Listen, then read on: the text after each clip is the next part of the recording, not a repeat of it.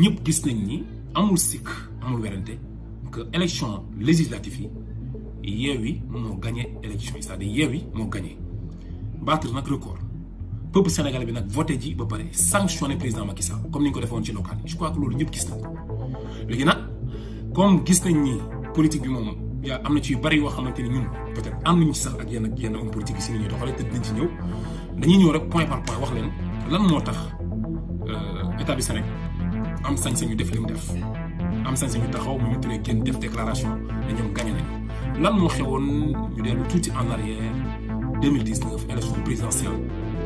lan moo xew ñu dem jour élection présidentielle 2019 dimanche ci guddi ci 1h du matin même heure bi mu turee kenn lan la Boun état du Sénégal def premier ministre du Sénégal Boun Abdallah Dionne def ko ñu dem déglu Boun Abdallah Dionne élection présidentielle 2019 li mu def ci guddi. Mais en compilant l'ensemble des départements du Sénégal, aujourd'hui, nous pouvons nous attendre à un minimum de 57% pour le candidat, le président Macky Sall. mu ngi noonu alors ñun ñëpp ñoo ko déggandoo lii Boun Abdallah Dionne def élection présidentielle 2019 mu def ko bi mu ko defee mu ngi jël suñu RTS taxaw nekk premier ministre ba pare taxaw di proclamer résultat ba pare wax Macky Sall gagné na 57% xaw ma 54% 57% waaw. maintenant lan moo waral loolu lu tax ñu def ko lan lañ ci jublu nit loo gàtt xel loo gàtt xam-xam xam nga ni élection présidentielle yi passé Madické Niang li mu am nga boole ko ak li Issa Sall am nga boole ko ak li Idrissa Seck am nga boole ko ak li Pastef am buñ ko boole yëpp moom mooy moo ëpp li parti au pouvoir am loolu amul sikk loolu la ñuy wax deuxième tour il faut ñuy xamal ñi nga xam ne xamuñu ñu comprendre loolu en fait lan moo taxoon élection présidentielle yi passé waroon am deuxième tour ñoom ñu xam ko ñu profiter si daal di génn 1h du matin def déclaration pour casser rythme bi parce que ça a été programmé parce que gis nañ ni deuxième tour automatiquement dafa waroon am rek ñu génn casser rythme bi dox si maanaam Sénégal ils ont l'habitude de le faire lii même chose bi mu xewee man en tant qu'activiste man damaa jug dimanche bi la élection yi mu def Boun Abdallah Dionne ne Macky Sall gagné élection yi ma xëy 7h du matin ma dem place de l'Indépendance ba ma fa demee lii laa fa wax ñu jëli ko tey. fii ma toog nii nag du ma fi jóg donte dañoo def proclamation officielle du deuxième tour nekk maa ngi lay woo maa ngi place de l'Indépendance bi ñuy waxee arrêté Ousmane Ngom je m'en fous. lii laa fa wax ñu arrêté ma bi ñu ma arrêté j'ai été déféré ma dugg Rebeuss ñu arrêté ma parce que coûte que il a fallu ñu téye sama làmmiñ gaaw parce que li ma doon wax loolu peuple bi te fi ma taxawoon tam du ma fa jógee tant peuple bi fekk ñu ma fa xam ne deuxième tour dafa war a am ñu bëggoon freiner automatiquement diram yi boobu noonu man j'avais compris te peuple sénégalais bi xamoon nañ ko parce que opposition bi xamoon nañ ko parce que taxawoon nañ ñoom ñëpp mais élection yi dañ ko sàcc mais comme ñoom dañuy def guerre médiatique la état du Sénégal loolu lay def guerre médiatique la ak opinion internationale bi ñu daal di wax ci saa si ne l'état maanaam Macky Sall a gagné les élections mais l'opposition conteste loolu la ñuy sonné ci niveau international bi France 24 titré ko ñu titré ko fépp d'abord loolu mooy def nañ premier pas pour faciliter conseil constitutionnel sàcc bi ñu war a sàcc élection yi qui a été déjà programmé loolu moo waral mujjul fenn parce que peuple sénégalais bi dañoo toog seetaan Sonko dafa seetaan opposition bi en tout cas ñëpp seetaan Idrissa Seck seetaan Issa Sall seetaan ma dégg ñëpp seetaan homme politique yi seetaan peuple bi nga xam dañoo jug tànn seen tànn ñi ëpp ci sénégalais yi am nañu ko Macky Sall wane ko imposé wu wane ko voté exprimé wu ci urne yi ba pare Macky Sall foqati ko ci seen i loxo def ko 2019 génn ci comme si de rien n'était man maa jug kaas ko fii ak ay quelques nit te mujjul fenn noonu la Macky Sall toogaatee ci pouvoir bi di gouverner ci réew moo xam ne ñi ëpp ànduñu ak moom ci loolu lay doxal ak ñun ba tey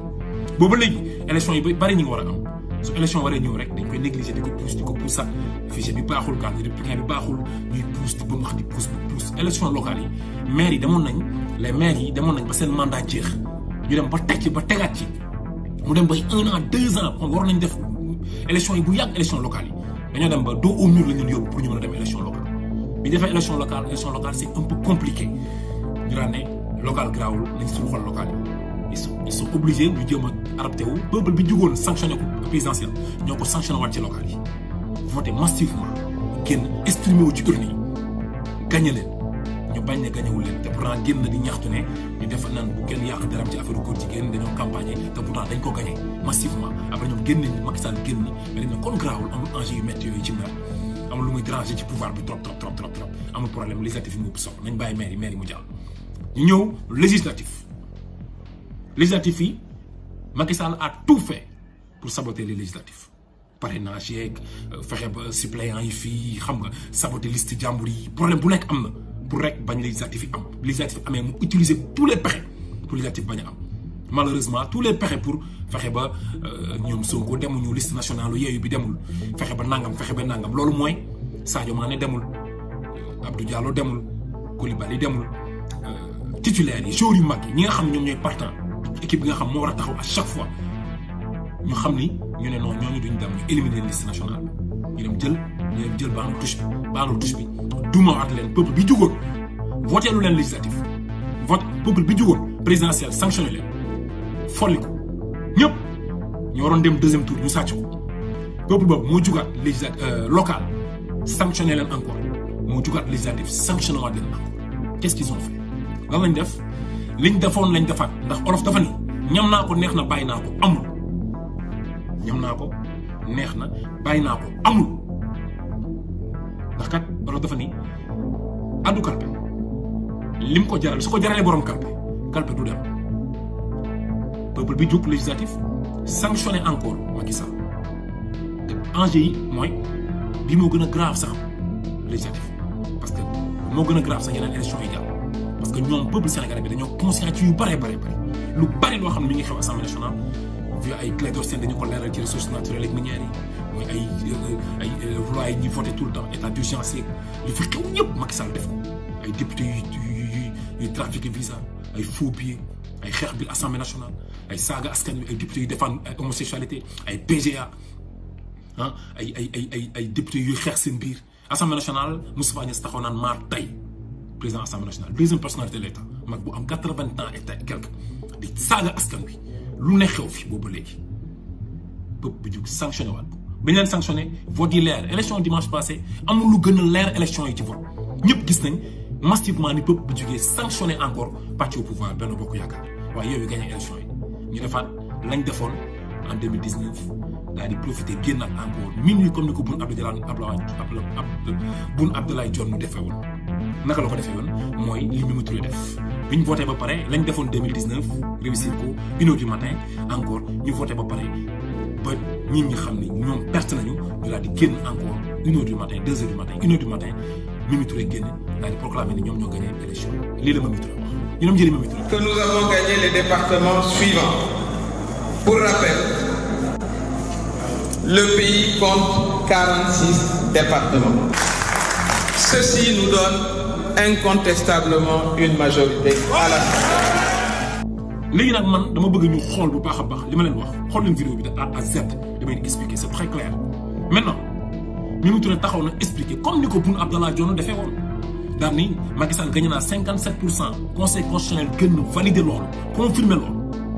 parce que conseil constitutionnel travaille pour le pouvoir ñoom ñëpp pouvoir bi lañu liggéey parce que la gendarmerie travaille pour le pouvoir les institutions travaillent pour le pouvoir les institutions sont là pour Macky Sall. Malheureusement, la police est là pour Macky Sall. La justice est là pour Macky Sall. Nous, Macky Sall, qu'est-ce qui s'est passé? Mimi Touré wax na li pour encore faciliter càcc gi conseil constitutionnel wala sàcc foqati pouvoir bi si ñoom majorité opposition bi nga xam ni am nañ ko assemblée nationale ñëpp gis ko mu leer nga xam ni majorité bi assemblée nationale opposition bi am nañ ko ñu bëgg ko foqati te dinañ ko foqati te ni ñu koy foqatee mooy dañ naan ay ballottage beeg xool fi nga xamante ni foofu xaw nañ fa am doole tuuti te opposition moo leen fa gagné ñu daal di xool fi ñu am ñu yokk ko ba mujj gi jël lépp parce que conseil constitutionnel ñoo koy validé te ils travaillent pour Macky Sall c'est des voleurs c'est des menteurs ils sont indignes seen salaire jiwu leen seen salaire mérité wuñ ko du ñu ay nit dara defaloon nañ ko Abdoulaye Wade defaloon ko Abdou Diouf ñu ngi koy defal Macky Sall et ils s'en foutent bu peuple bi di dee parce que l'Assemblée nationale n'est plus pour le peuple sénégalais l'Assemblée nationale n'est plus pour le peuple sénégalais loolu dafa leer à chaque fois dañoo voté foofu ay lois yoo xamante ni askan wi yëgul tinul ñaata yoon la état du Sénégal dem di ratifier ay convention yoo xamante ni fii ci assemblée bi dañ koy voté ñaata yoon lañ teg ay loi avortement criminaliser avortement médicalisé ñaata yoon yoo xam ne méngoowul suñu valeur méngoowul suñu gëm-gëm ñaata yoon la tubaab yi ñëw di jël suñu ressources naturelles ñu koy jaay ay 10% la ci Sénégal di am te lépp ci assemblée bi dañ koy voté donc alors xam nañ ne peuple jug nañ yeewu nañ conscient nañ sanctionné leen ñu def loolu saboté wékku ko conseil constitutionnel maintenant lan mooy solution bi après lii lan mooy solution bi qu'est-ce qu'on doit faire lu ñu war a def c'est très simple mooy man dama jugoon 2019 man kese politicien yëpp seetaan askan wi yu bëri toog te pourtant xamoon ngeen deuxième tour dafa waroon am ñu ko tegoon ci yoon Macky Sall jógee ci pouvoir ba tey ba léegi muy gouverner peuple boo xamante ni bëgguñ ko voté luñ ko majorité bi législatif ba léegi parce que xam na ni moom mën na foqati affaire yi parce que décision finale bi ci moom lay mujj moom mu yilif ñu ko war a joxe muy conseil constitutionnel ñoo xam ne ils sont indignes ci seen ñoo xam ne dañuy honoré wuñu seen bëri bi ñuy liggéeyee léegi nag pour opposition bi ñëpp a ngi xool peuple bi ñëpp a ngi xool chaque fois peuple bi voté rek Macky Sall foqati ko si ñoom chaque fois peuple bi voté Serigne seetaan leen institutions yi seetaan leen ñëpp seetaan leen peuple bi toog di seetaan tamit peuple bi toog di seetaan moom tamit ñuy foqati ay kàddoom foqati ñaxtoom foqati souveraineté Macky Sall jël ko jébbal ko téye ko jébbal ko ñu ko bëgg ak ñu ko topp ñu toog di leen déglu di xool fan lañ mujj ak ñoom ak fan lañ jëm ndéem yaakaar ngeen Sénégal dina changer tant que jugu leen jàkkaarloog Macky Sall bu fekkee ne da ngeen di toog ngeen di xool ngeen am leader yoo xam ne da ngeen di topp seen ginnaaw ñoom ñuy xaar askan wi jug te askan wi toog di leen xaar ñoom te ñoom ñu am lu ñuy calculer am lu ñuy sóor pour bañ def lu naqari sëriñ si amaana wala lu naqari peuple bi wala lu naqari ñoom wala loo xam ne fi mettre en danger ñoom seen risque Sénégal amul benn homme politique bu ko ëpp njëriñ bu ko ëpp valeur Sénégal moo war a primer si kaw ñëpp Sénégal moo gën ñëpp képp koo xam ne Sénégal yaa ngi fi di doomu Sénégal da nga war a préserver sa bakkan gënal la sa Sénégal gënal la sa bakkan kenn warul sàmm nit ba mu gën Sénégal amul ku gën Sénégal te fekk tollu ñu foofu Sénégal gënal ñu suñu bakkan xeexal réew mi gënal ñu suñu gëm-gëm ak suñu bakkan rek dañuy perdre suñu temps Macky Sall du mus a bàyyi lii parce que tàmm na ko du ko mus a arrêté parce que mi ngi koy réussir te gis nañu du mujj fenn ñaari fan la Sénégal yi di coow ñett pare nañ si te noonu lay fokkati pouvoir élection législative yi du mujj fenn état du Sénégal mooy am majorité parce que moom la bëgg moom la conseil constitutionnel jiital moom lañ bëgg mu demee kon mu fara demoon ay ballottage yi ñu wax ak yooyu l'erreur c'est à qui Paris bu ñu fi nekk di wax erreur du jeex dama koy daaneel rek Ousmane Sonko photo bii nii bi ma gisee Ousmane Sonko Abdoulaye Wade non dara mu gënu ma metti nii parce que léegi Abdoulaye Wade daanaka il était moom moo doon tête de liste 99 ans tête de liste wàllu c'est malheureux je suis vraiment désolé Doudou Wade assemblée nationale la fa nekkoon di mbéjaate ci groupe parlementaire mu nekkoon président groupe parlementaire la woon di mbéjaate biir assemblée nationale jamonoy PDS quand Abdoulaye était au pouvoir moom lañ dugalaat assemblée nationale. Où sont les jeunes sénégalais où sont les patriotes yi nga xam dañu doon wax ne ñoom dañu bëgg rupture totale politique autrement opposé autrement accès ci pouvoir bi autrement tàqali ko tey Karim Wade su ma gisee mu naan day def day tweeter wala mu naan day tweeter wala day def publication monsieur télétravail politiquement yàpp sénégalais yi xeeb politique bi Abdoulaye Wade ñaata yoon la Abdoulaye Wade wan leen ni faalewul sénégalais yi doomam rek moo ko jox doomam rek la bëgg mu nekk président te rupture bi ñu bëgg wax ku ne xam nga ne Karim Wade dafa dóor àllu réew mi xam ngeen ko loo gàtt kenn xam nga ko ku ne xam nga ni ay Doudou Wade ay Abdoulaye Wade ay ñoom ñi ñëpp ngeen topp di taw Sonko jël li pouvoir askan wi yëpp jël rupture bi ñu bëggoon tàqalikoo ak politiciens yi nga xam ni yàgg na ñoo nax yàgg ñoo war ñu ñafe pour tàqalikoo ñoom Sonko jël la ñu jëloon yëpp jibaat leen ko Sonko mën na juum nit kese la peut-être il a besoin des gens yu ko couvrir peut-être il a besoin fu mu ànd pour ñu bañ ko dim pour ñu bañ a accès si moom mën nañ ko jibaat sax am la sagom ndax bu ñu demee ba Sonko bi nga xam ni les hommes politiques yi ñoo tax mu dugg ci politique pour jëlee leen fi moom moo mujj ku laal Khalifa Sall mu mel wax ay dama mu ne bu ko laal sama yaay la ku ne Abdoulaye Wade mu jox taxaw défendre ko mu bàyyi sax ay principe pour défendre ces gens là moo la ni ki àndatul sax ak sago mën nañ ko jibaat certes mais est-ce que war nañ mën a jibaat waa Pastef yëpp est-ce que war nañ mën a jibaat patriote yëpp boo koy wax ni lay saaga dina insulté xamuñu ne utoo ci dara lu dul xeexal dëgg wax dëgg ak fexe Sénégal génn ci lan mooy kàddu bi lan mooy message bi lan lañ ci war a mën a jëriñoo kan moo comprendre ce qui se passe en réalité kan moo comprendre enjeu yi ak Sénégal toll ak niñ dara mujjee ak Macky Sall ak niñ dara perte à chaque fois peuple bi topp ci leader yoo xamante ni dañuy jóg exprimer wu ba noppi leader yi toog ne tekk nam taxaw di xoole parce que kenn du ko laal parce que day dee parce que moom sinon dañ koy sacrifier parce que nangam toujours Sénégal mooy nekk ci ginnaaw malheureusement loolu la Sénégal demee ñuy fas yéene xool nag fan la waa nit di mujjee ki bëtam en tant que activiste Karim Gueye la di leen gërëm di leen sant di jégalu ci wax ji ba may lu ci cóol wa saabu sawala suul jërë ngeen jëf